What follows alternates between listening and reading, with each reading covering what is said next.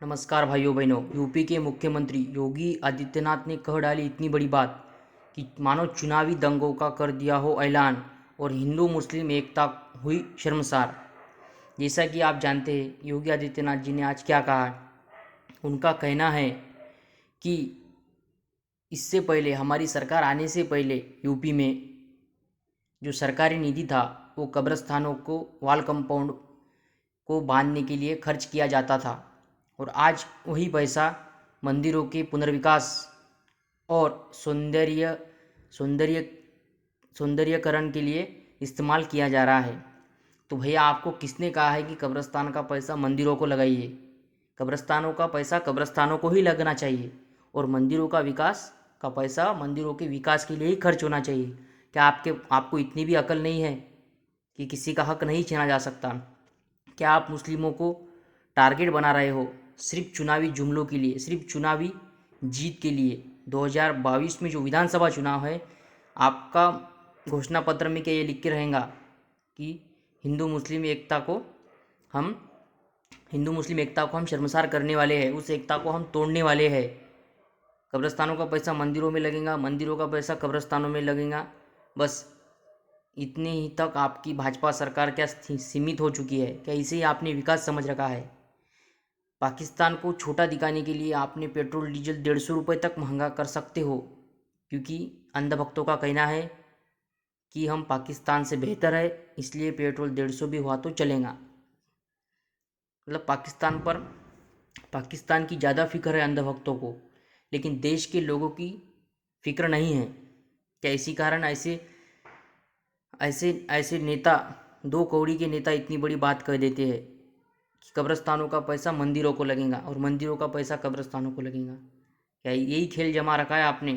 कहाँ गया जीएसटी का पैसा? करोड़ रुपए, अब्जों रुपए जीएसटी का पैसा कहाँ चला गया आज? ये बात ये नई बात नहीं है कि भाजपा के किसी भी मंत्री ने, राजनेता ने ये बात कही हो। खुद नरेंद्र मोदी ने, और इन्हें ये बात दिवाली पे ही कहना होती है। कोई भी अच्छा पर्व हो, ये नहीं चाहते हिंदू मुस्लिम एकता, खासकर त्योहारों पर हिंदू मुस्लिम एक हो जाते हैं। वो उन्हें शुभेच्छा देते हैं, हिंदू और मुस्लिम हिंदुओं को शुभेच्छा देते, एक में को शुभेच्छा देते। शायद इन्हें ये बात पसंद नहीं आई, इसलिए हर एक त्यौहार पर हिंदू मुस्लिम का कुछ ना कुछ मुद्दा लाकर उनमें झगड़ा फसाद तय किया जाता है, उनकी एकता को ठेस पहुंचाई जाती है।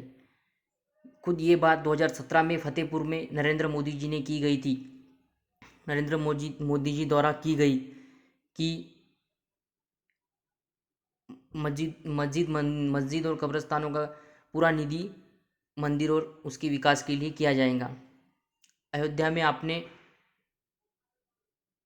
राम मंदिर खड़ा किया, सिर्फ ओवैसी और कुछ अन्य नेताओं के अलावा किसी ने एक जबान शब्द भी इस्तेमाल नहीं किया कि मंदिर बनाना सही नहीं है। बिल्कुल सही है, मंदिर तो बनना ही चाहिए।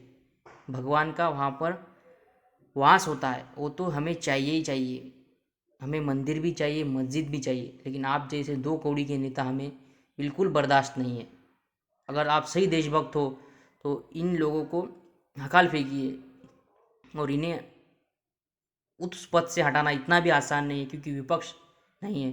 खुद क्या है उनका नाम, अखिलेश यादव जी ने कहा है कि मैं चुनाव नहीं लड़ूंगा। बीच में ऐसी न्यूज़ आई थी, कितना सही क्या गलत है ये हमें पता नहीं, वो भी चुनावी जुमला होता है। वो कहा राजनीति से दूर जाने वाले हैं, राजनीति उन्हें दूर नहीं जाने देना चाहती। वो जो कुछ हो, लेकिन ऐसे शब्द इस्तेमाल नहीं होना चाहिए। आज देश युवा है, 60% युवा है। क्या उन्हें आपका ये जुमले समझ नहीं आ रहे? आपके खुद पंत प्रधान ऐसी बातों का इस्तेमाल करते हैं दिवाली पर, उन्हें शर्म आनी चाहिए। ऐसा कब तक चलेगा?